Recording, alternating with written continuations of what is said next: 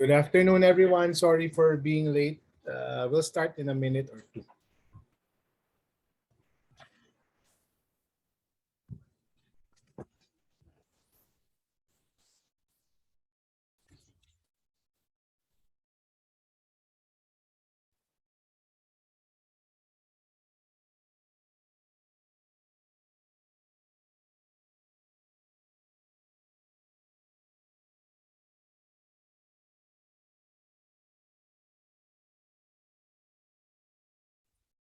Okay, sorry, just came from a meeting. My last meeting for today. We are 14. Okay, perfect. So we'll wait for one more minute, then we can start. Now, I'll prepare the deck. Okay. I hope everyone's doing well. Just share the screen.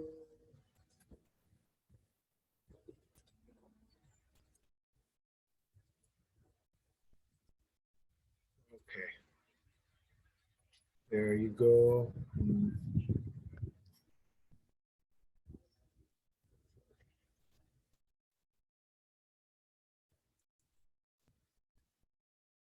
Let me get the laser point. Okay, so good afternoon again. We're 15. That's okay. The others can follow later. And, again, I record this each time and I post it the following day at most. No?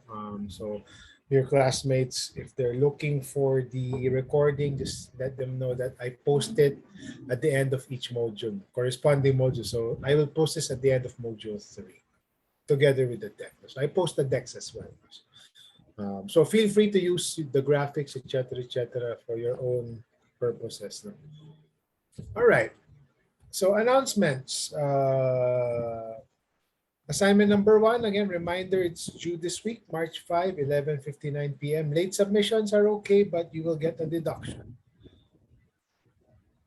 In case you're having connectivity issues, well, first of all, don't wait until it's 11:58 or 59. No? That's one. But if you're really having a hard time, no, either of you, because it's a pair assignment, no, let me know, no, beforehand, preferably. Or if you're really late, a few minutes late because of internet connectivity issues, please submit a Google Doc or MS Word or any proof that you really finished it before the deadline. Or else it's a 5-point deduction per each day, no, that it's late. Okay lang, you can be late, no. There's one person who submitted it, I think 2 days late, 3 days late. Sayang din, no? Because instead of possible 185 agad yung ceiling. So same goes for succeeding assignments. Okay, suggested pace. So we're starting module 3. I posted that last Thursday, I think, or Wednesday, no? Some of you have already started the discussion board, so it means that some of you have started module 3 already, no? It took me a while before I finalized it because I added one chunk, no? Because you guys are economics majors, I'm also teaching a MECO section, so I wanted to include a topic on investment competitiveness and investment attractiveness. So might be useful for you guys. It might be interesting, especially since some of you will be pursuing development work, more in-depth economics work. So hopefully interesting stuff for you guys. But these are more introductions, because the whole discussion about competitiveness, investment attractive, that deserves its own course. or even a full course, not just a subject, but a full course. So that's why it took me some time to finalize that. Module 4 will be posted soon as well. No, I'm almost there, almost done. Again, just making some tweaks. No? Announcements, more announcements, synchronous sessions. Again, as I mentioned last time, no, it's fine. No, I know that some people are not attending synchronous classes. That's fine. But again, as I mentioned last time, no, it's not being checked, but anything I say and I discuss, everyone is responsible for that. If you miss anything and you ask it, I will not answer it, but will tell you, I look for it in the lecture. So, yeah. Not to be strict, no, pero yun lang, parang, I mean, if your internet connectivity is fine, but you'd rather not attend class, then okay lang yun. But don't ask me something that you missed. So yun lang. But I don't know. Hopefully for those of you who are attending regularly, this is actually for me. No, at least I might be biased. No? I think it's a good summary or an introduction to what you are learning on Canvas. So take advantage of it because it's a summary, and for you guys also an opportunity to ask questions or clarifications. All right. Any questions before we jump into module 3? Okay. If you have other questions no, on the announcements, you can ask me later no, at the end of class. Okay. Outline module 3. All right. So 3 things. We'll discuss module 3 in 2 or 3 synchronous sessions. Module 3 is quite long. Module 4 is longer. Module 3 is rather long. Um, this is the first part. No? So we'll divide this into chunks. No? We'll focus today more on really the general macro concepts of investment, no? The importance of investment. So the first we'll do a review. No, I'm pretty sure most of you already covered this in your basic economics and in development economics, no? The more mainstream classical development theories. So the Rostow and Harold Domar, the free market approach, neoclassical and Marxist, no? As a counterpoint to neoclassical economics. I'll talk about social democracy, which I think is an optimal political economic framework that countries can pursue. And some countries are already pursuing that. And then the second half will be all about competitiveness, no? And investment attractiveness. No? And we'll talk about how we are doing as a country and just cover some of the important major investment barriers, no? That keep foreign and domestic investment from growing by leaps and bounds.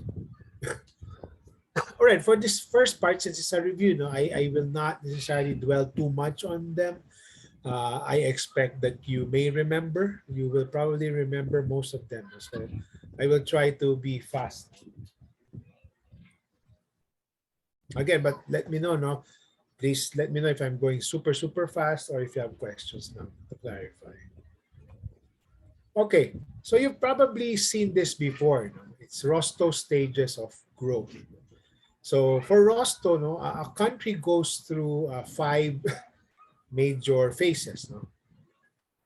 Steps. No? So first, it's your traditional society, no? Very backward oriented, subsistence agriculture, mostly agriculture and subsistence living, no? No modern machineries, etc. And then the next, no, only a few countries are here, no, in that traditional society, but maybe countries in sub-Saharan Africa, for example.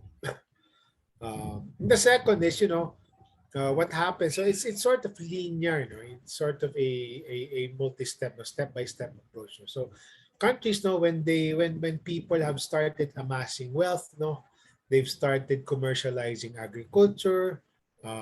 Now they're in the next phase. No, they can meet that next phase where it's about to take off. The economy is about to propel and take off. No? There's more economic activity rather than just eating what you're farming, so to speak. So and then you expert agriculture. You start to have different kinds of fledgling industries, and then eventually, with the country amassing more wealth, no, people amassing more personal wealth, then you start seeing more infrastructure. You start seeing some division of class divisions, no, social political elite, and then the country soon propels and takes off. During the takeoff stage, no, what really happens, no, it's really marked by a deep emphasis on manufacturing, no? Manufacturing investment sector, no? Rather than just agriculture. No? So even agriculture now becomes more agro-industrial, no? Food processing rather than just farming. So yeah, it's really more economic activity. Agriculture is still there, but more commercialized. Manufacturing is still there. Investments are pouring in because largely because of the infra that they built, no, the mobility. No?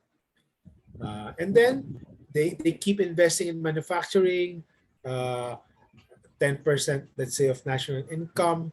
Now they have more modern political and economic institutions, etc. So you now reach the next step, which is a very mature country. No? So uh, drive to maturity and high mass consumption. No?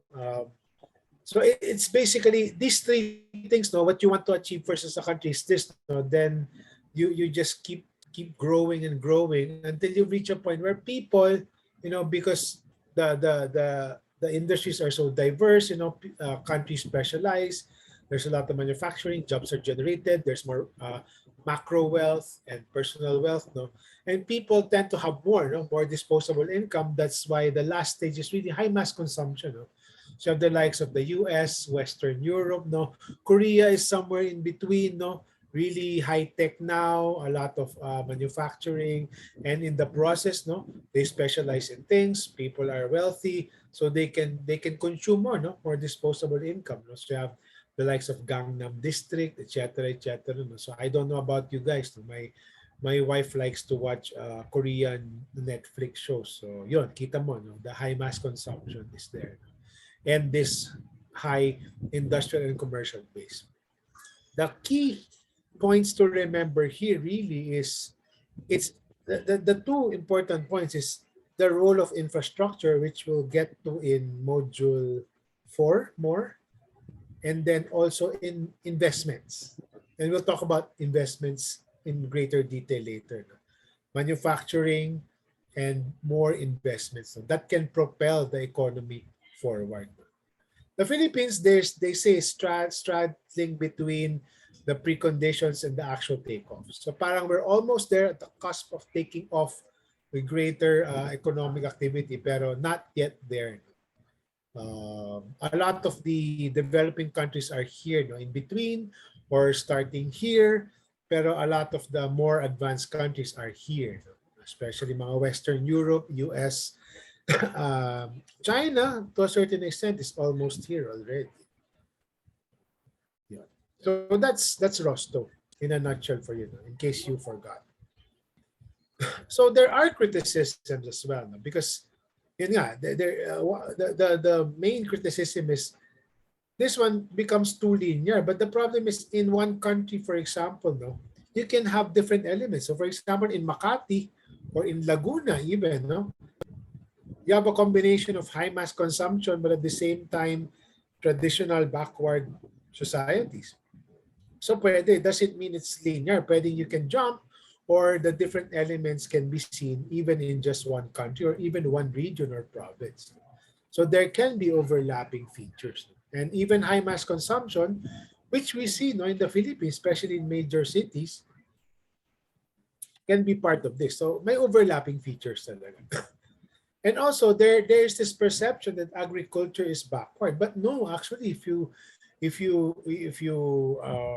look at the model of, let's say, the Dutch model, Netherlands, no, they're not poor, and they're known for agriculture, and yet, no, agriculture is not necessarily backward, especially if it's more, and we'll get to this in module 4, no, the value added type, no, more commercialization, agro-industrial, agro-processing. So agriculture is not necessarily a backward industry. It can be a means towards greater wealth. Tapos ito, may mga arbitrary numbers lang si Rosto, 10%. So parang he just got it from thin air. No? Of course, it's good to have rule of thumb, pero wala lang, he just made up the 10%. But the good thing here is, again, it's important to emphasize. So double-digit percentages, proportion, okay yun. Because the main point, no, you may forget this, the 5 steps. Okay lang yun, don't forget.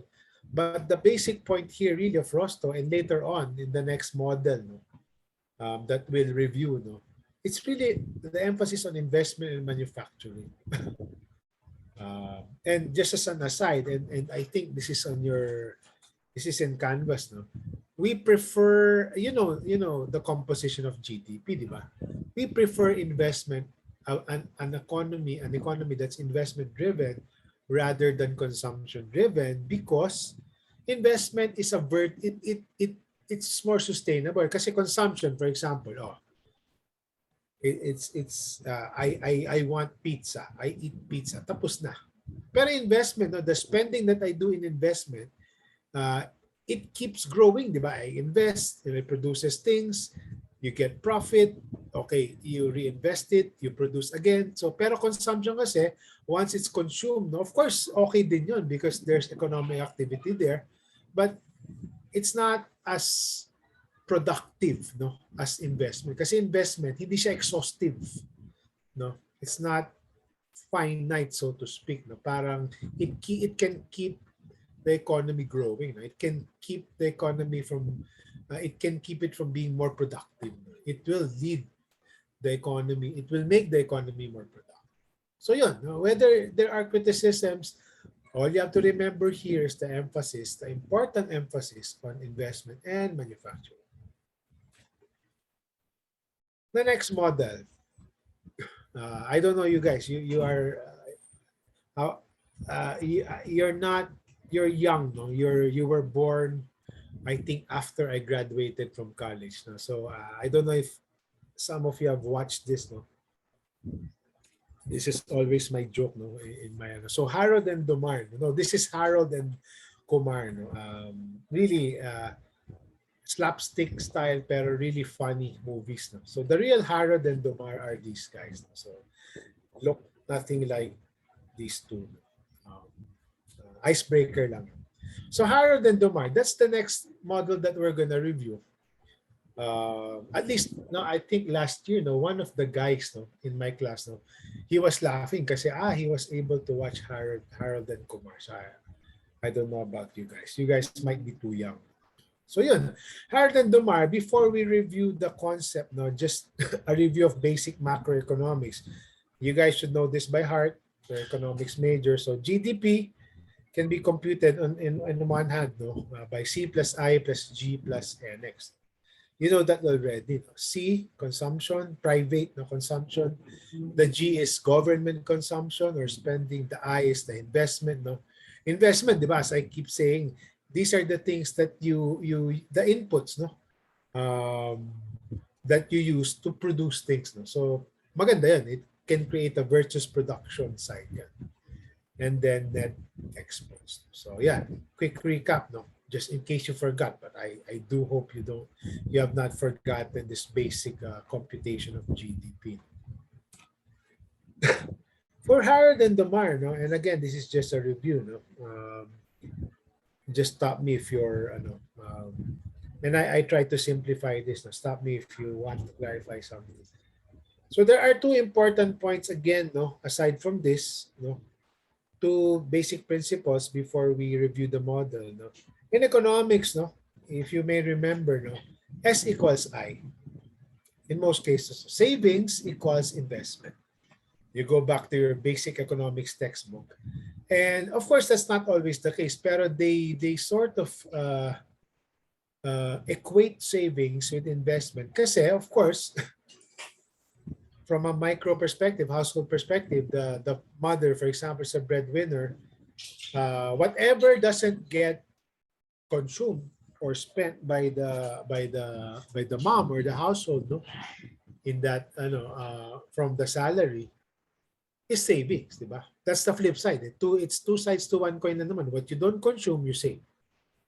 And then what they're saying is what you save, no, what a person saves and what a country saves, that can be converted into investment.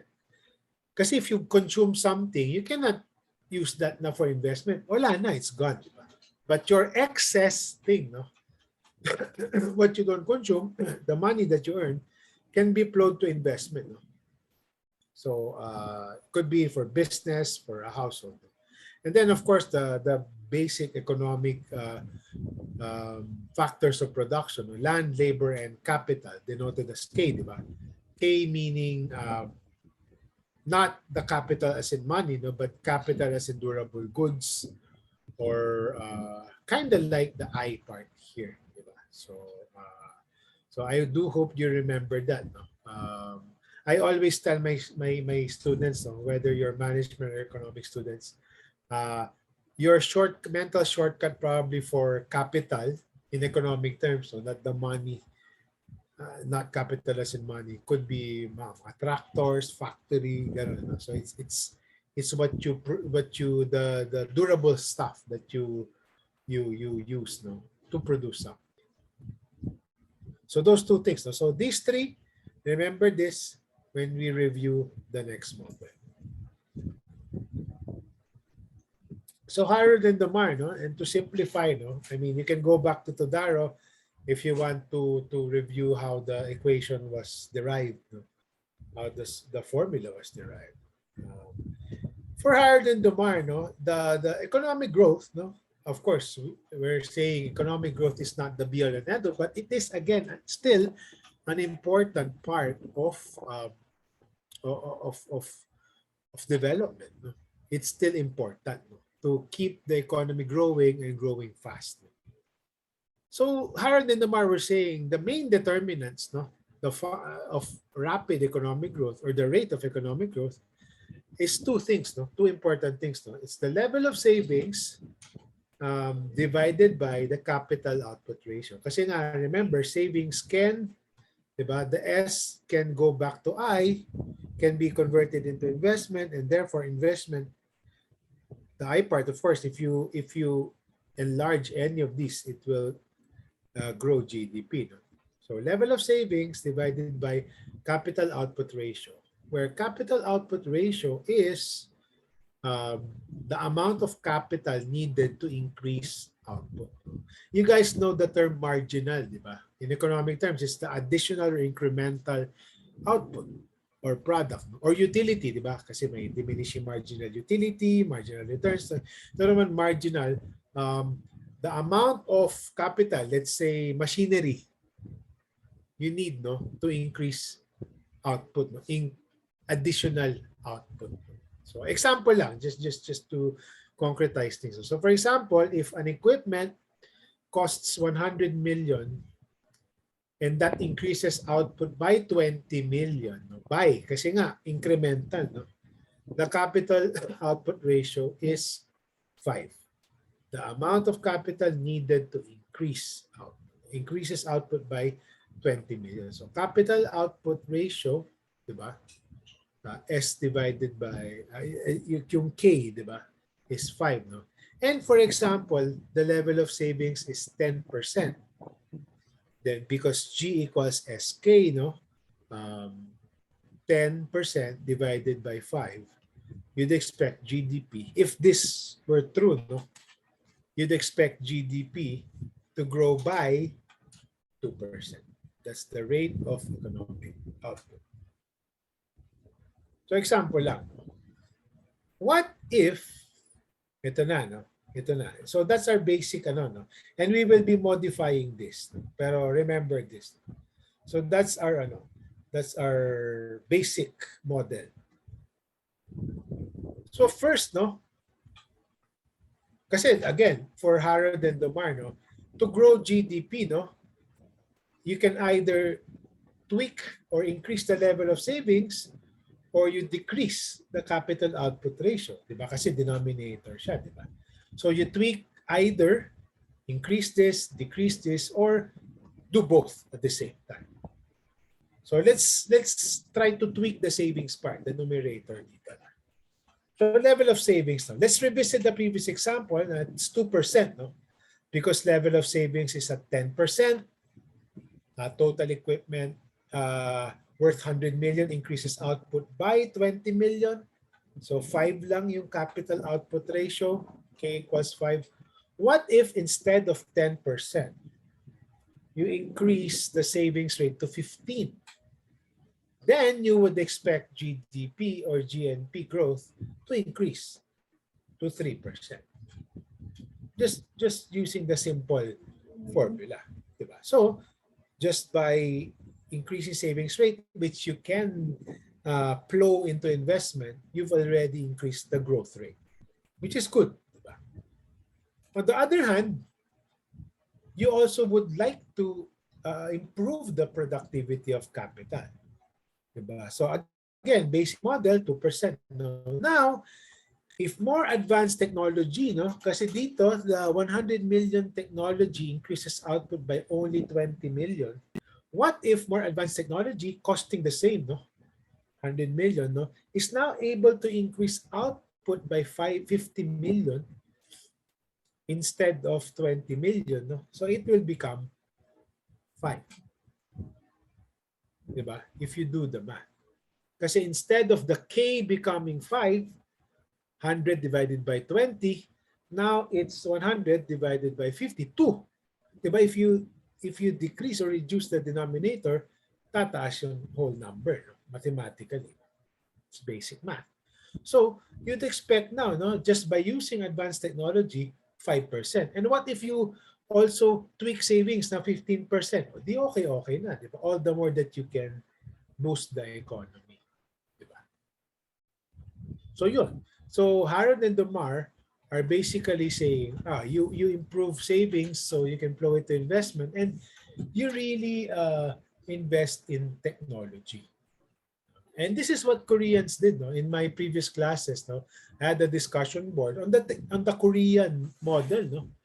Koreans kasi they really invested in advanced technology and they are more productive, no? And that contributes to their GDP. But for you, no, just curious, no, if you still remember this or just based on what you're hearing or reading on Canvas, what are some of your criticisms or the criticisms regarding Harold and Mar? Anong criticism dito? This one. Anyone? What could be the criticism?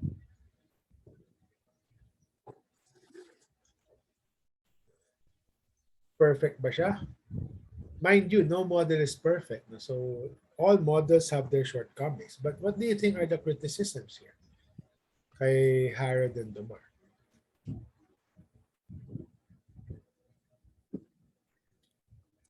Okay, if I correctly remember from 1 to 1, it is not applicable to developing countries. Partly correct. It may be more challenging to developing countries. You're right. It is not that it is not applicable. And I wrote this here actually. Wait. Yeah, actually you're absolutely correct, no. And this goes for Rosto, no? And with sorry. Did I include this? Let me just mamaya. I'll include that. All right. So one criticism, no. The first criticism, no, and back to that point, no. Sorry, I think I forgot to include one slide that I had before. No, I deleted it. One criticism before we go to total factor productivity, because someone raised it already, no, that it's not applicable to developing countries.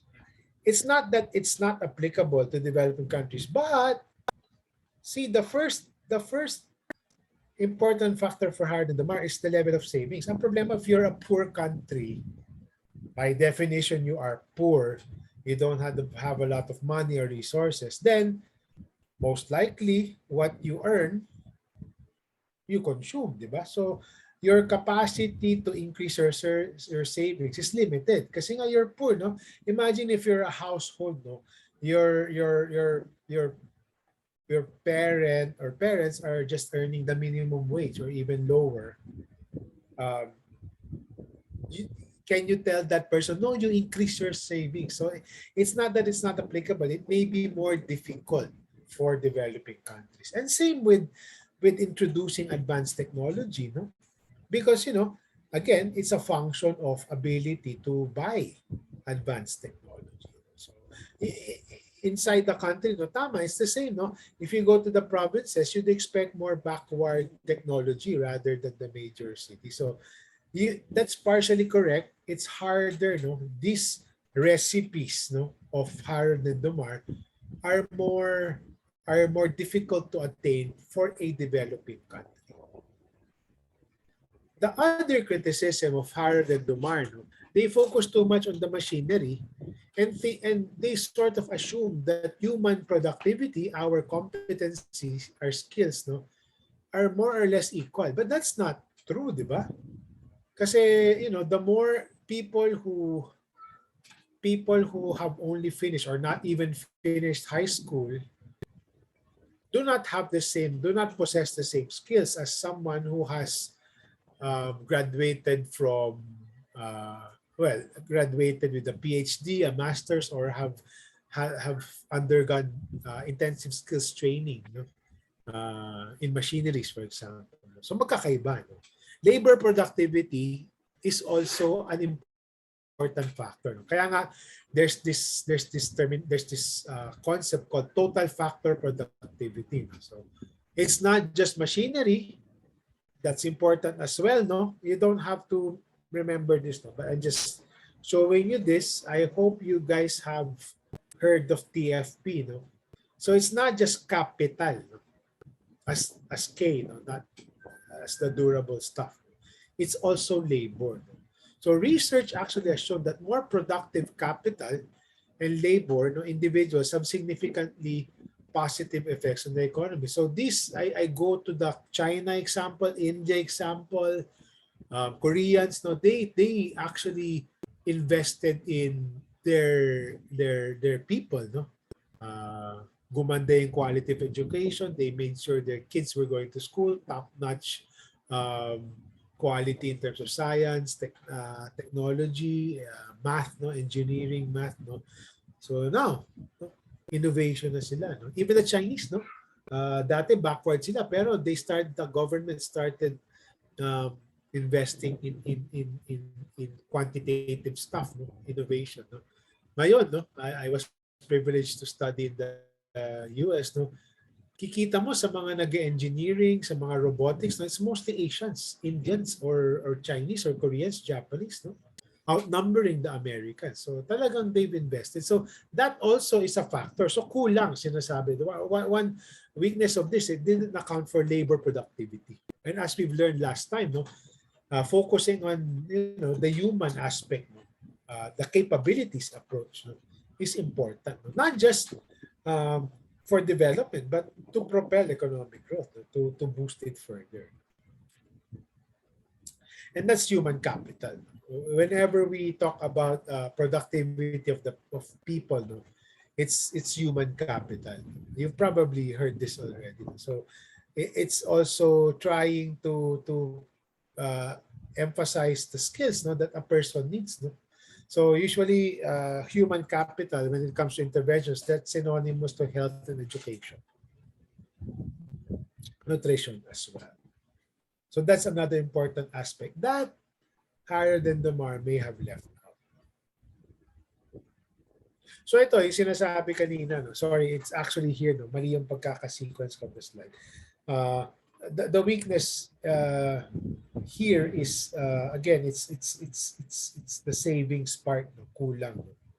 But yeah, the lessons again from Harold and Dumar and also Rostow, you focus on investment. And yun nga, for Harold and Dumar, no? And as you learn in basic economics, investment can come from the savings, what you don't spend. So investment-led growth is preferred because it ensures a virtuous growth cycle. Ito yung sinasabi ko kanina. And later on, no, in the second part of this lecture, we'll really focus on investment. And you want it diversified, no? Like what they're doing in Korea, in China, no? So may low-end, high-end, high-tech, so because if you go by the statistics, no, ang maganda rin sa manufacturing and in investment, no, manufacturing isn't just about creating a virtuous growth cycle. In terms of the number of jobs it produces, manufacturing on record, no, so far produces the most number of jobs, more bang for the buck.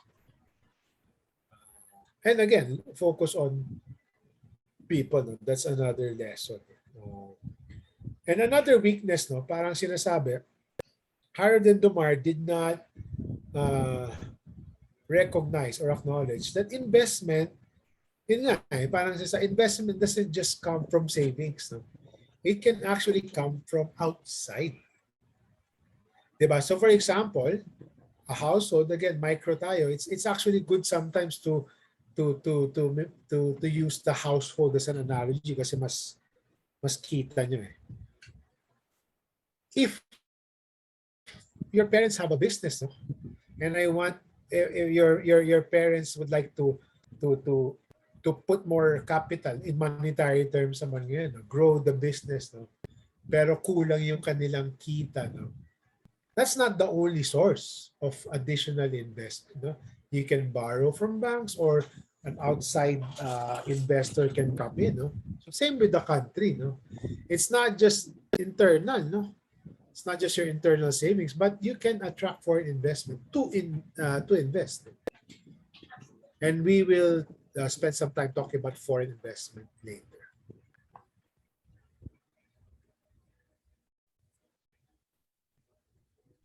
Okay, and we'll talk about the neoclassical approach, no? And I'll breeze through this, no?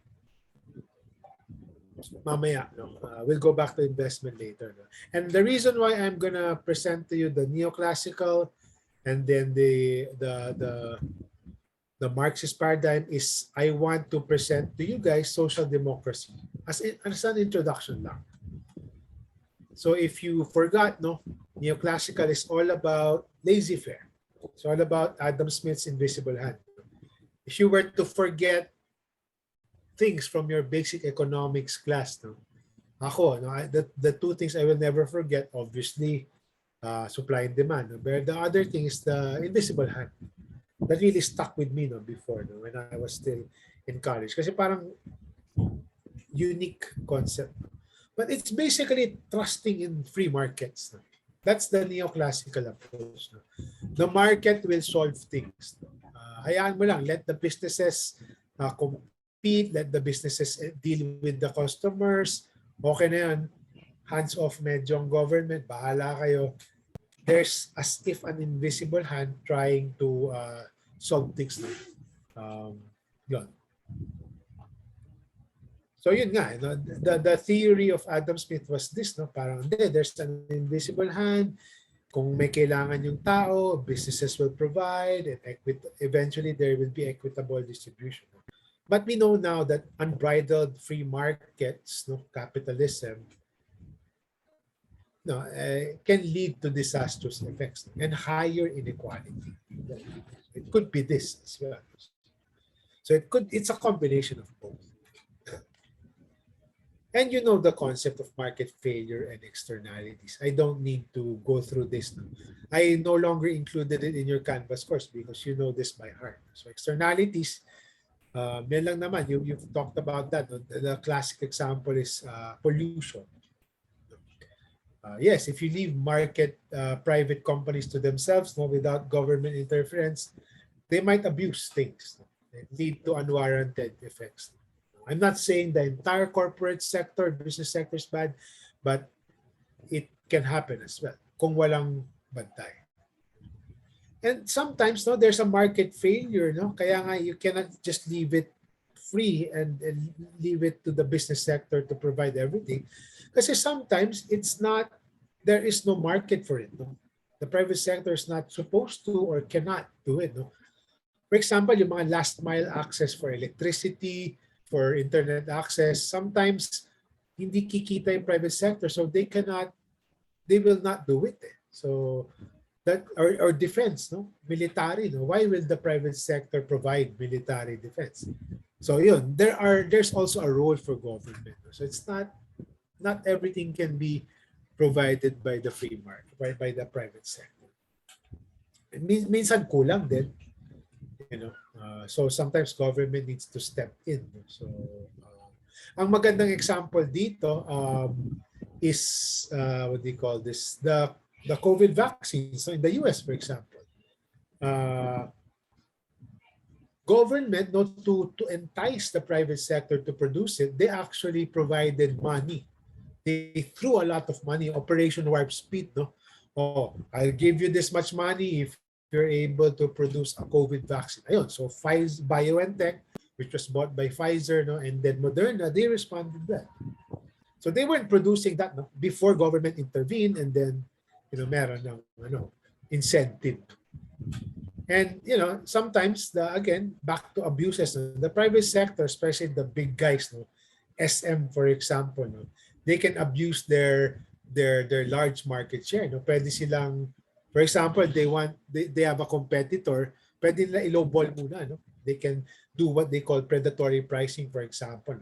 Lower prices muna, and then the competitor will have to, the small mom and pop stores will have to lower their prices until malugi, and then when they shut down SM, example lang to, no? I'm not saying SM is doing this, SM can now jack their prices up. So, the problem here really is, we're not saying that the market is bad, free market is bad, pero sometimes there are potential pitfalls and abuses that can happen.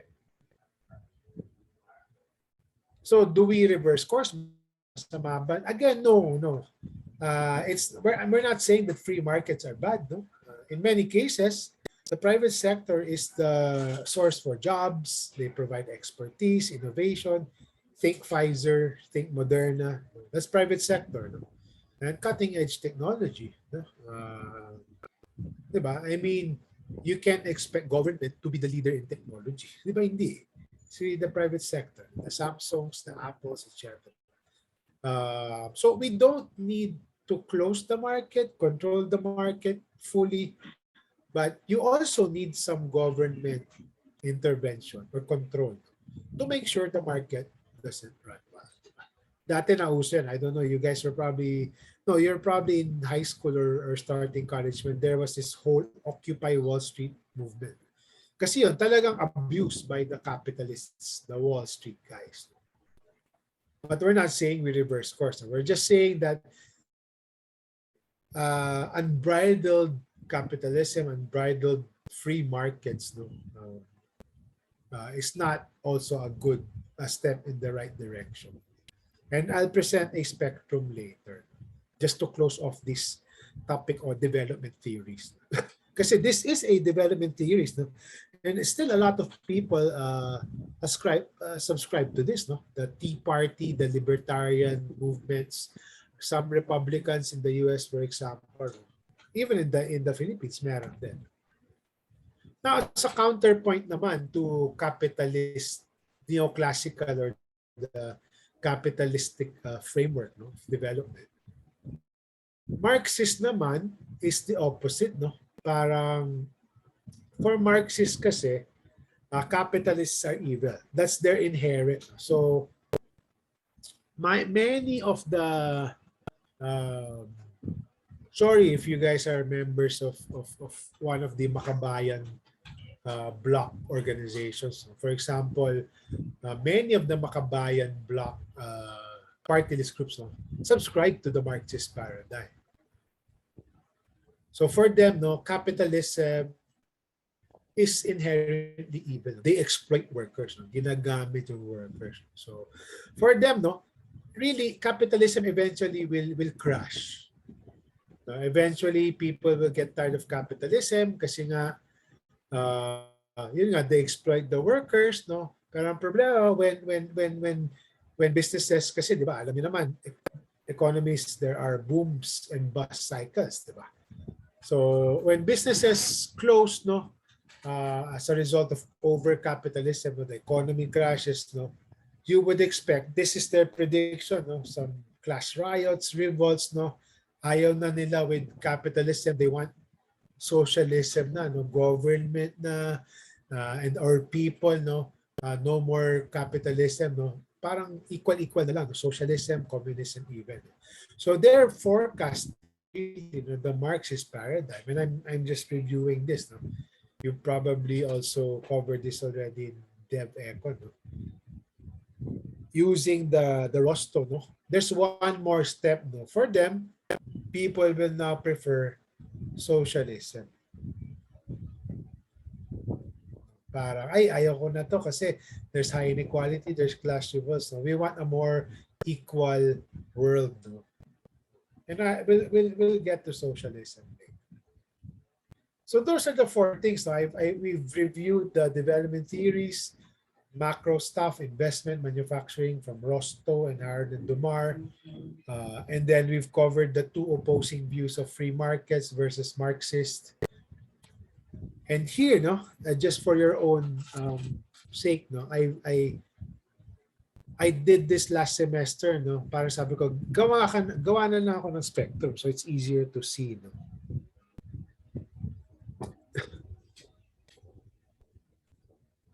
So the question is, so sir, what should be a good economic political framework? So the two extremes you see here, no, there's anarchy, wild west yan, no? And some people want that, no, parang walang control, no, talagang what businesses want to do, dapat yan. There's no country that's practicing that, obviously. Communism is the other extreme. No? Ito naman, no private property, government dictates what a person needs and what a person will do. So Cuba, especially before, no, North Korea, China used to be like this, no. But now, you know, China and Vietnam are more socialist. So dito muna tayo. So here is the Adam Smith type things. No? Democratic is good. No? Pero in terms of the economic framework, the market is king. More laissez-faire, weak government regulations, pwedeng may subsidies, pwedeng may social programs, but not, it's optional. In the middle, this is your run-of-the-mill typical framework that many countries have, no? Including us. Although tayo may sinasabi may element of oligarchic democracy, no? But that's true, especially for countries that have weak government bureaucracies. So the typical is it's capitalist democratic framework, no, pero meron ka pa ring regulations, no? There are still controls, no. You need to seek permits, there are government watchdogs, no. So in most cases, no, there are social programs, pero pwede rin wala. Pero most countries naman meron. You have the 4Ps, conditional cash transfers, safety nets like your SSS, etc., etc. Before social democracy, let's go to this, no, the one closely tied. And I would argue right now, China, for example, they call themselves Communist Party, but they're no longer communist. It's really socialism. Even Vietnam, it's still largely authoritarian, but it's socialist. Private property is now allowed, no, except land, labor, and capital. And but dito kasi for communists, it's not democratically elected. The main difference here is private property is allowed and there is still some element of democracy. Pero it's the people telling government, okay, we're free to own property, pero government dictates on the factors of production. This, for me, is the most optimal economic political framework. And many Jesuits subscribe to this. So here, it's capitalist. It's still, kasi yun nga, di ba? And we have a sub-module here in module 4. No? Capitalism is good, no? If it's not unbridled. Siyempre, may control. No? But with powerful, I'm not saying parang masyadong red tape, no? But you need some powerful but effective government regulations. And at the same time, you have very strong social programs to address inequality. The best examples here are the Nordic countries. No? So, medyo mataas ang tax rates, but you have free healthcare, free education, a lot of social safety nets. The quality is good as well of these public services, no? Good government, effective government regulations, and they're democratic, whether that's parliamentary, presidential, or federalist or unitary. So again, it emphasizes social justice, which we are emphasizing in Ateneo, no? Within the framework of a liberal democratic polity. So people are still free kasi it really espouses freedom. No? Pero wag ka mag-abuse. No? And for inequality, to address inequality, you have a lot of income distribution, regulation, social welfare provisions. So to be fair, no, the Philippines is practicing some bits and pieces of this, no? Especially some safety nets. No? Pero yung our public services still wanting. No? And yes, capitalism is not the ideal capitalistic framework for us kasi may elements of oligarchic control as well. So for your consideration, no, I would urge you to consider this. I'm not saying vote for sino yun, si Norberto Gonzales, no, who's the only social democrat. There is a what do you call this? As an aside, no, there is this organization called Partido Demokratiko Socialista ng Pilipinas, PDSP. No? They espouse social democracy. No? Sometimes a more extreme one. No? I'm not saying you vote for that guy. No, I don't even think he has a chance of winning. No, I won't vote for him. No? I won't tell you who I'll vote for. No? And I haven't made up my mind. But again, what they're espousing really is a lot of focus on the social dimension. Pero still saying that, yeah, capitalism is good as long as it's controlled.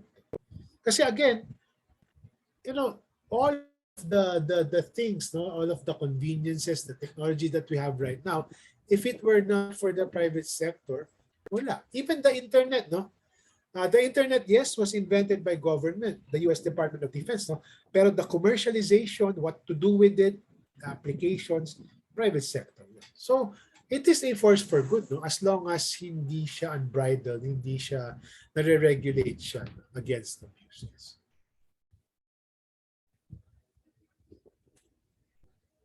Okay, any questions?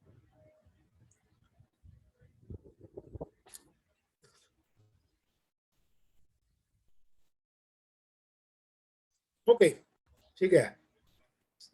Next topic naman. You guys might be sleeping now already. So I hope that review was useful for you. So again, I wanted to copy this slide again. Remember, no, the lessons from Howard and Mar and Ross, no? Focus on investment. Investment-led growth is preferred, no? And especially manufacturing. And of course, also focus on people. And you know, investment is not only derived from savings, but you can also get a lot of investment, ergo for employment and economic activity from foreign investment.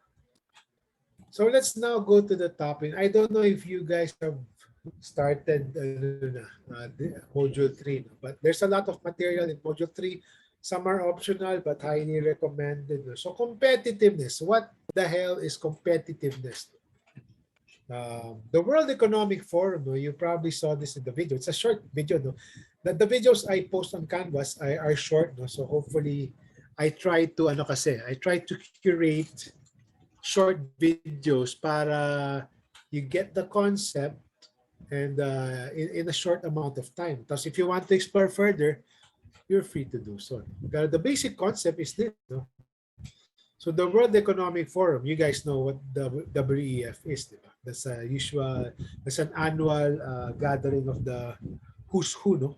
Thinkers, academicians, private sector movers and shakers, government officials even. It's the vital elements that make a country productive. Improving competitiveness creates more opportunities for all to improve the way people live. So it's really basically the elements, including investment, etc., that will make a country productive. So, and WEF, no, they've really really done a lot of studies on this. No?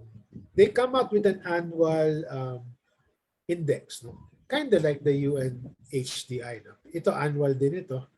It's composed of 12 pillars, no? But hundreds of indicators. No? Marami ring indicators. No? Again, elements that make a country productive. No? That will enable a country to produce more, to attract investments, no, to make individual people and companies more productive. So let's take a look at the different things now. So start with infrastructure. No? Again, this goes back to Rosto. No?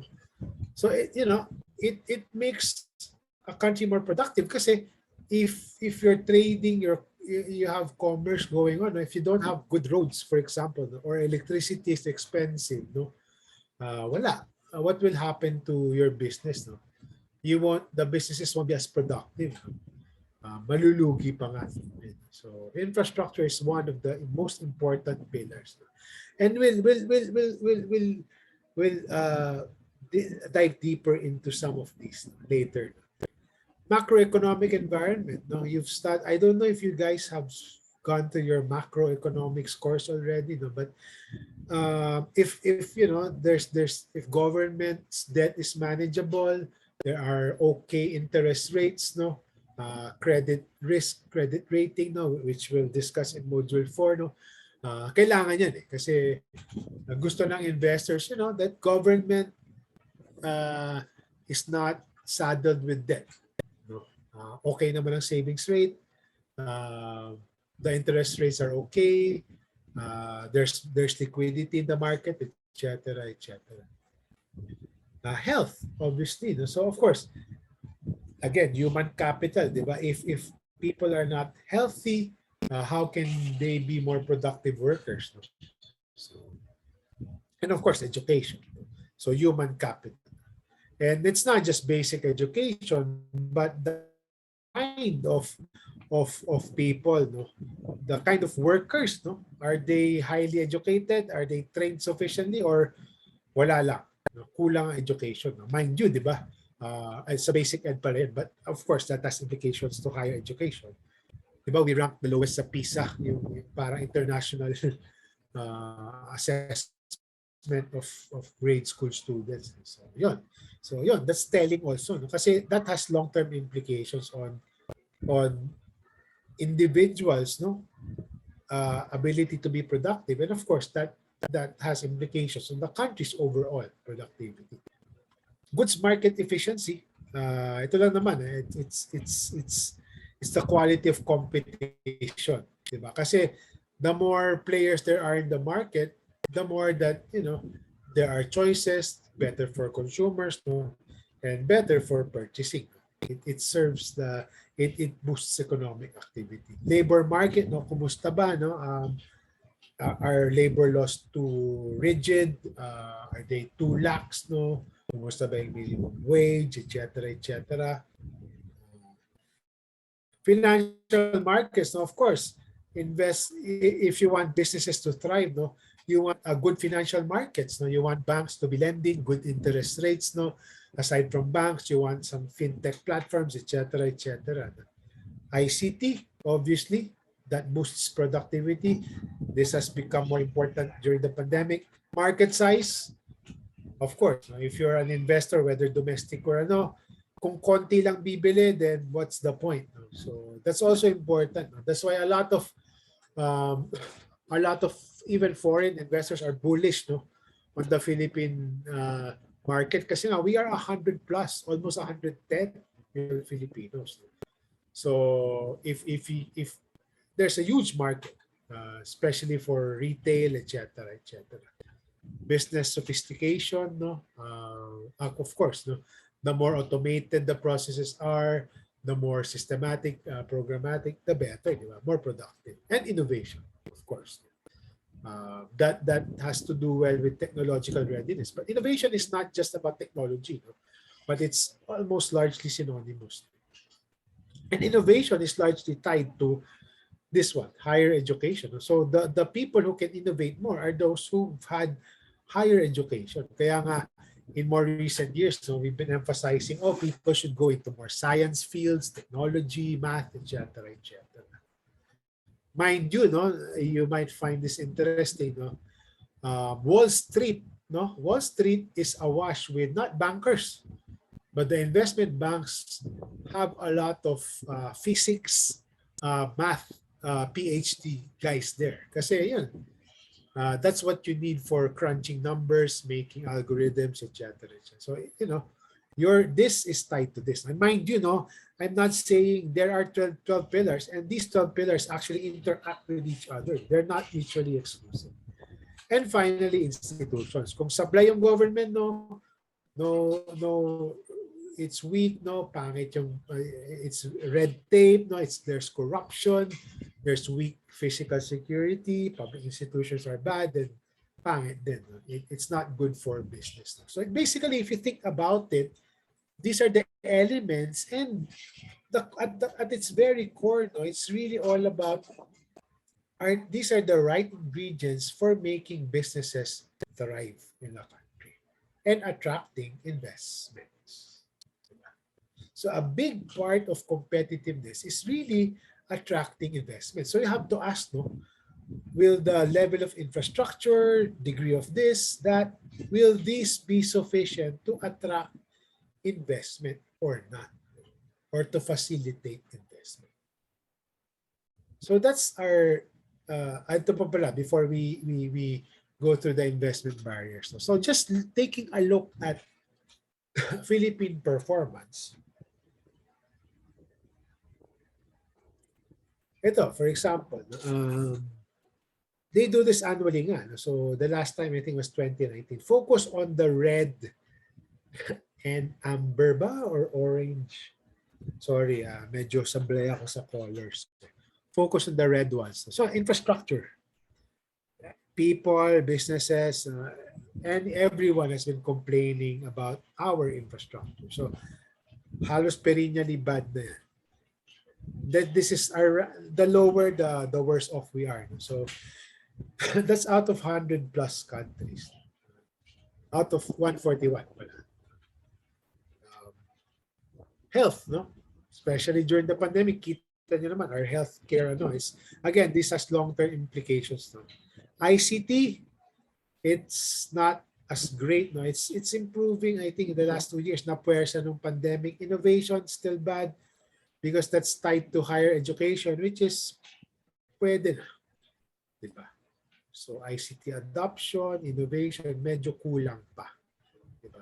But really here, it's this one. Institutions, we need to improve more. So we've been okay. We've actually improved, no, during the Aquino administration. Medyo nag-slide down na naman tayo in the last few years. No? Largely because still challenges remain, no, in terms of health, in terms of ICT, even business dynamics.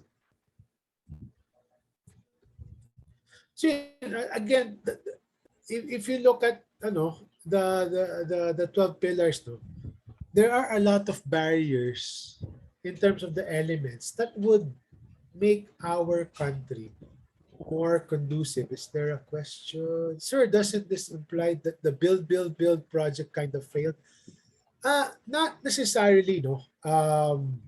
If you were to ask me from an objective point of view, no, the problem with the build project was, I think it promised the moon in such a short period of time. Infrastructure in the Philippines takes a long time. Kasi the problem is, there's this concept called right of way.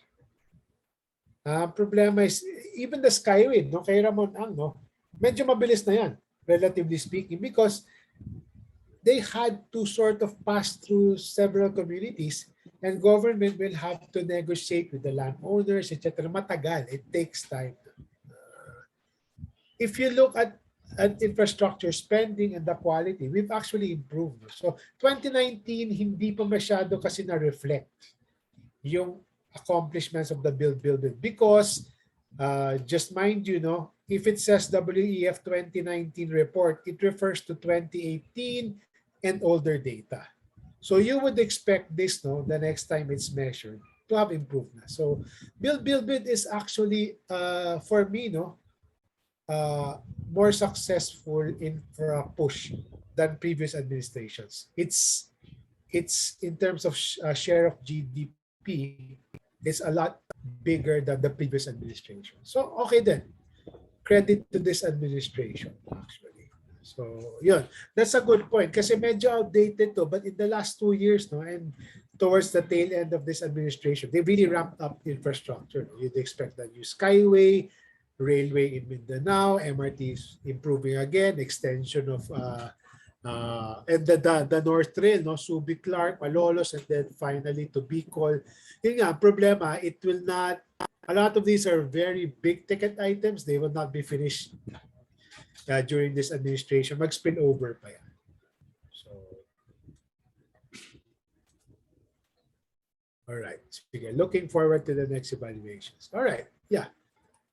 So ito, no, again, when I'm saying infrastructure, no, it's still, we're improving, no, but again, we're still not there yet. So infrastructure is an investment barrier. No? So for one, we have the most expensive power in Asia, next to Japan. And of course, if you're a business, especially manufacturing, obviously, electricity is a substantive factor of production. High transport and logistics costs. Did you guys know that at least cargo from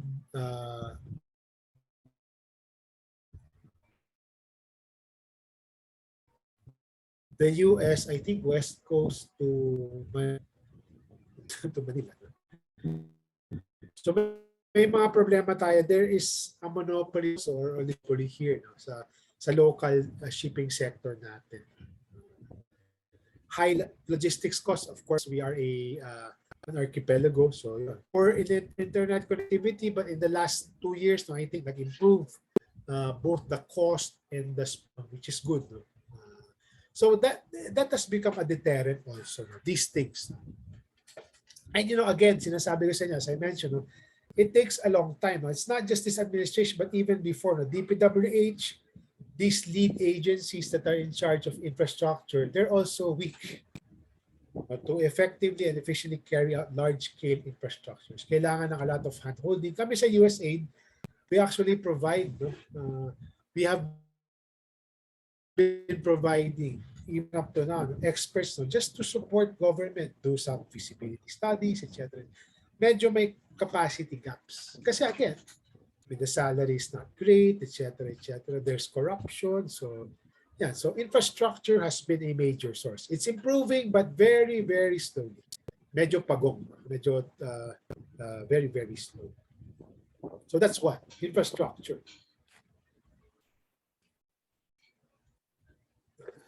The second is high barriers to entry and other restrictive regulatory measures.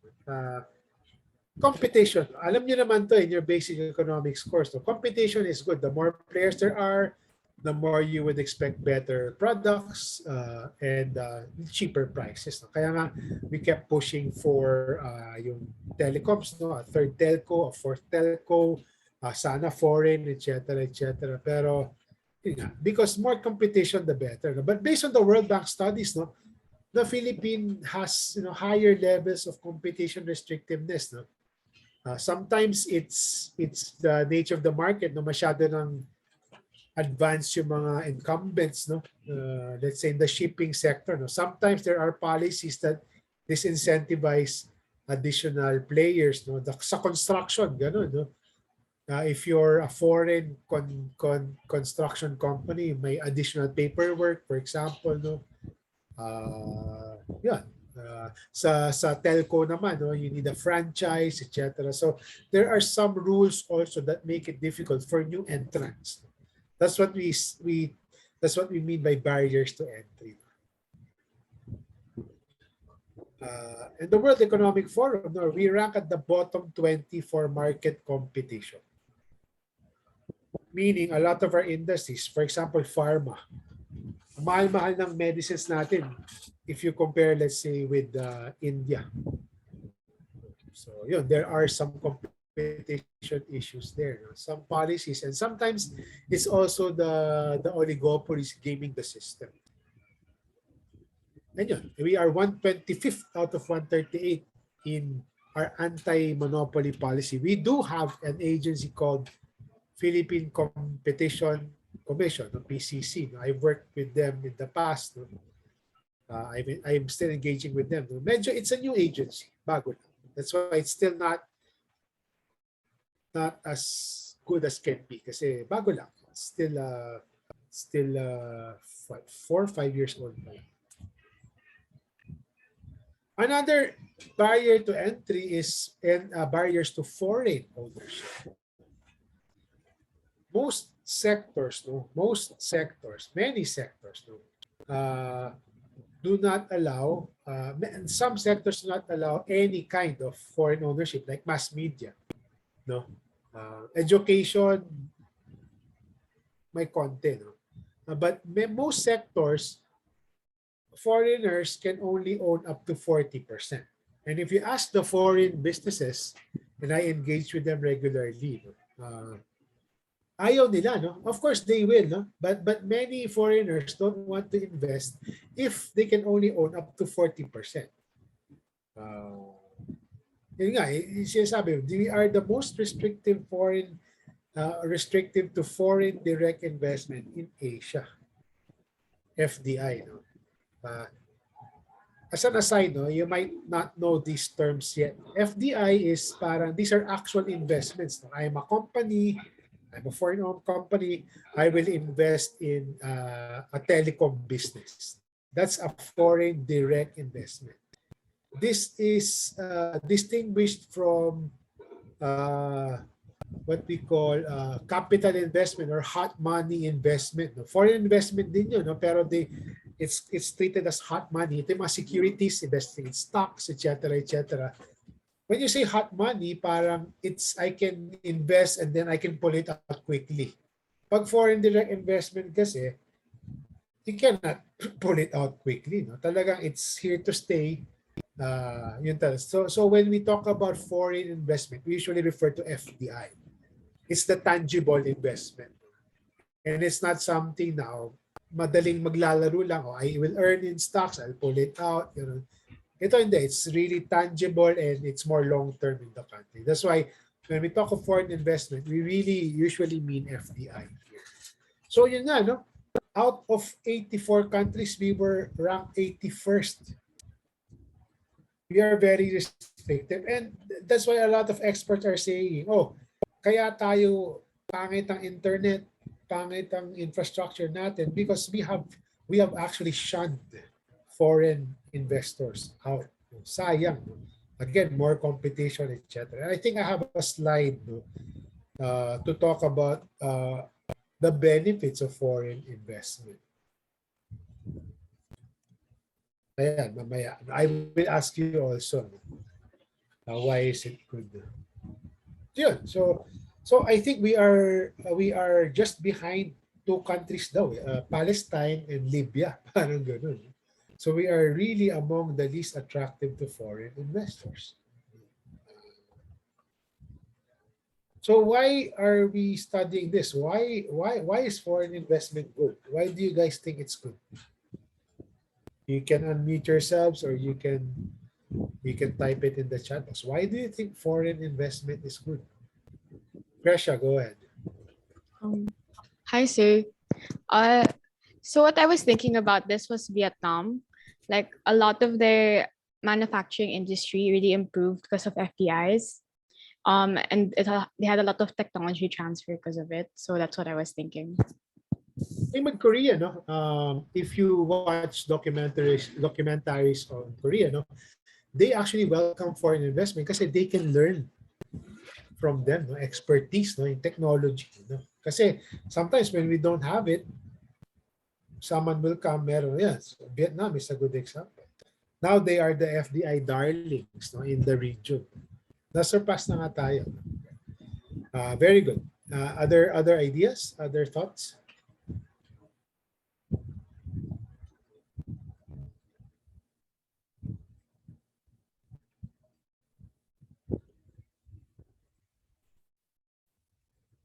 Wala na? No more ideas?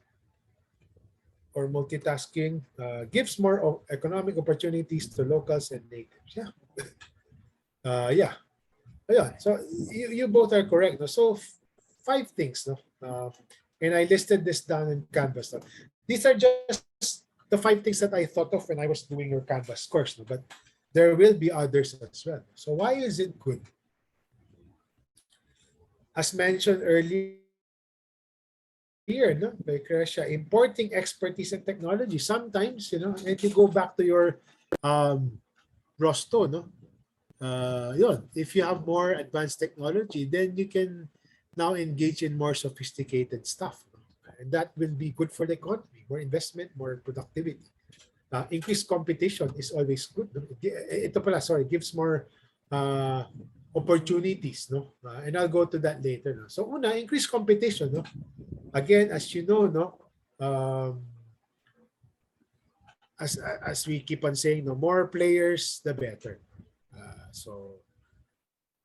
Telecoms, shipping, infrastructure, etc. The more players, the better. And we've seen this in other countries as well. In the US, for example, nagpapatayan sila. So you have the likes of Target versus Walmart versus whatever. No? Yan, galing ng competition. So consumers, panalo. Di ba? Sino panalo? Consumers. And, that's good for employment as well.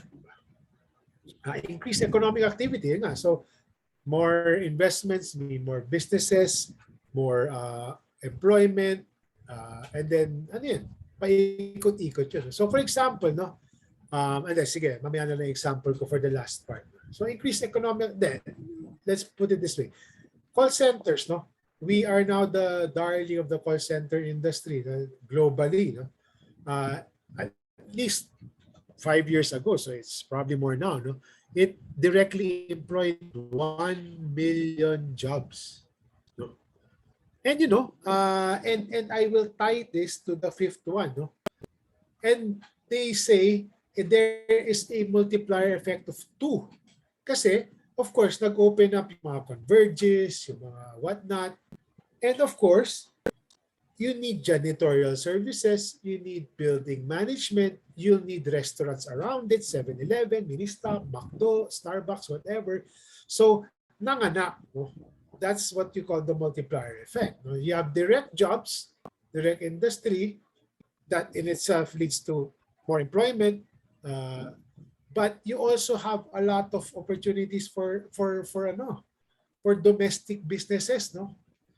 Yung janitorial services, security services, etc., etc. So backward and forward suppliers, no? Ito mamaya, we'll go back to this later. And then, sige, ngayon na lang, since we're discussing IKEA, for example, it just opened up, no? IKEA will not import everything here. No. They will need suppliers, local suppliers. So that's good for your small and medium enterprises, no? Supplying vegetables, supplying the materials for the building, no? Supplying even yung toiletries, no? etc., etc. So you know this, no? I'm not sure if you have management classes, pero backward and forward linkages, backward lang naman is your inputs, no? So if you need supply, no, kunyari IKEA, I will need vegetables for my cafe. Backward linkage is the small and medium enterprises, local, will benefit kasi opportunities yan. They will be suppliers, supplying to IKEA. Forward naman is IKEA will now have to, it's the supply chain naman. I will have to deliver to households. So I will have to tap local trucking, local delivery companies. So panalo, di ba? There are local, both from the supplier side and the distribution side, opportunities for domestic. Kasi IKEA will not import everything. Sobrang mahal ng undertaking. So any foreign investment, no, even sa US aid, no, even sa US embassy, no, the bulk of the people are locals, and we will definitely be buying local stuff. Diba? Pwedeng import lahat yun. Importing expertise, technology, and additional capital. So for example, infrastructure, building telecom towers, very, very expensive. The locals would definitely want some partnerships. Additional money yan. So yun. So my last note here is many Filipinos, no, parang avoid the mentality na, "Ay, hindi, dapat local, no? We can do this on our own." No? That's very passé. No? Kasi we can't do everything by ourselves. No? The important thing is we welcome foreign investment if it's good for us. No? Ay, sir. And this is the common refrain of some fear-mongering sectors. Na. Eh, sir, ano naman paano kung kunyari yung magsara na lang yung mga mom and pop stores, no? Kasi with competition. Well, the point is, when you're crafting policies, you can you can provide safeguards, no? Safety nets. No? So for example, if you're really interested, we have been working with the American Chamber of Commerce for the passage of 3 amendments, 3 laws. No?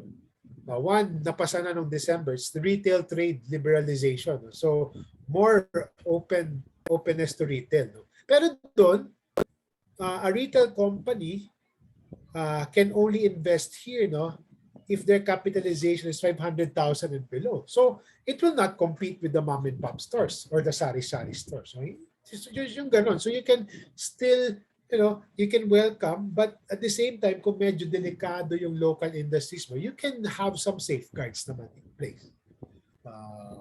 Yun. So, yung mga ganon. No? Yung mga ganon na. So, it's not about shutting ourselves.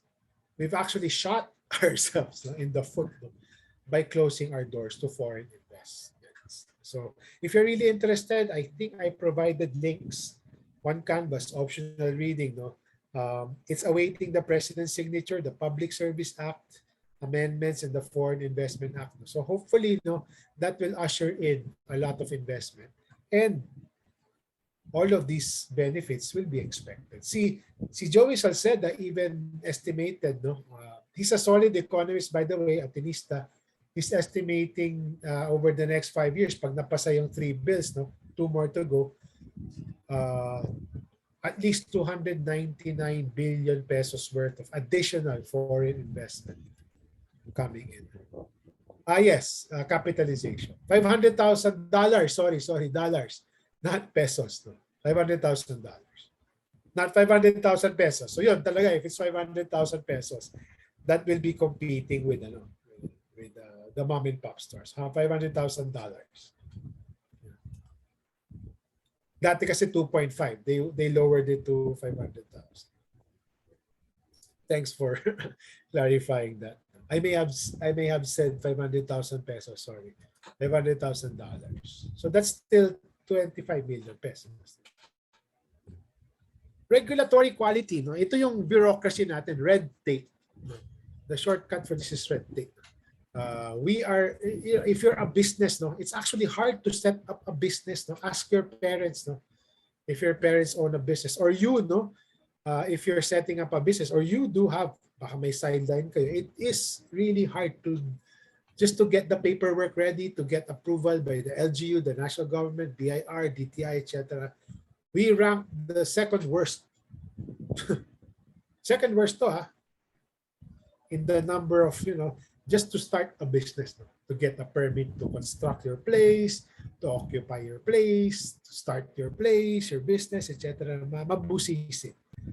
Part of the work that I do, no, one of our projects is really helping government agencies streamline processes. So it's more facilitative to business. Customs is also another thing, no? Just to clear customs, no? Kaya nga a lot of corruption happens, no? Logistics is also 7th lowest in terms of ASEAN, no? Tax burden, fortunately, we passed CREATE, no? We're now more at par, still not better, no, than all ASEAN countries, no? The corporate income tax rate. So it's still difficult in terms of the environment to start and do business. And lastly,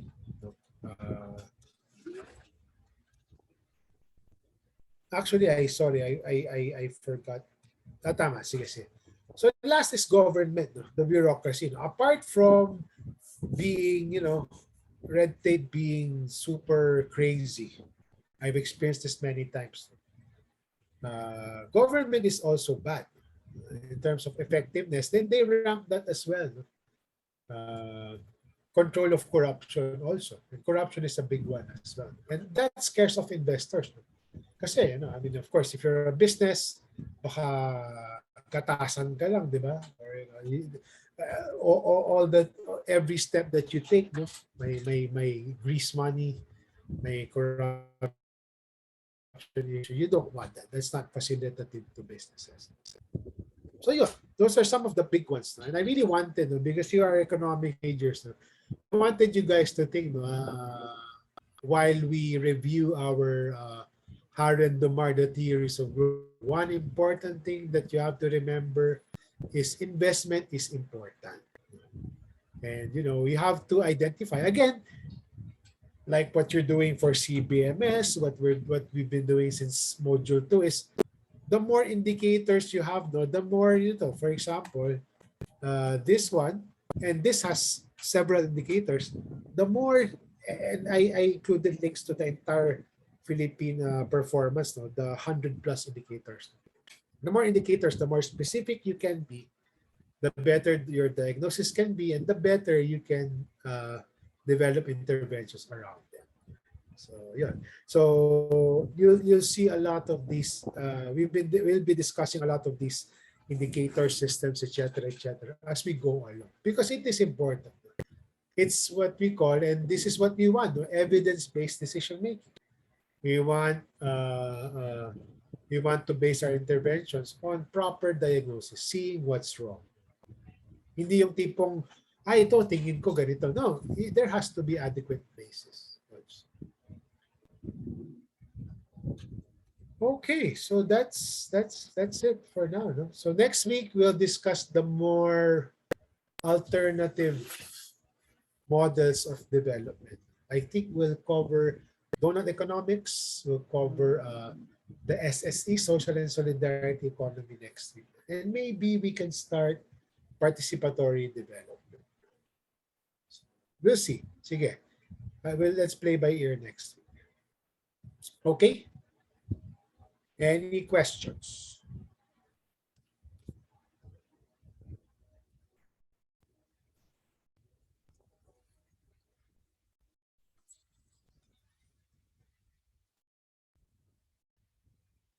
I don't see any questions. Okay, reminder, your diet assignments are due on March 5. It's a pair assignment. So again, I keep repeating this. If you submit it and if you decide, sir, individual na ako, no.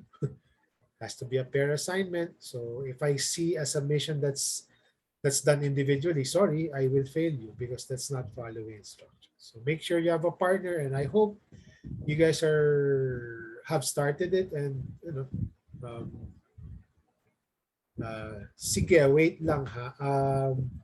There's a message, no. May nag-consult kasi with me. Sige, wait lang ah. Sige. Justin, if you can jump, if you and who's your partner again, if you can jump to the other room and wait for me, no? May mga magtatanong lang. So the rest of you can go. Thank you very much. Have a good evening. Have a good, Justin, just jump over the line. Please wait for me, no? The other Thank you, sir. room. The Google Meet. Thank you, sir. Yeah. Thank you, sir. Bye. Have a good. Thank you, sir. You. Sige. So Arian and Zoom. All right. Go ahead. Sige. Let me just stop the recording.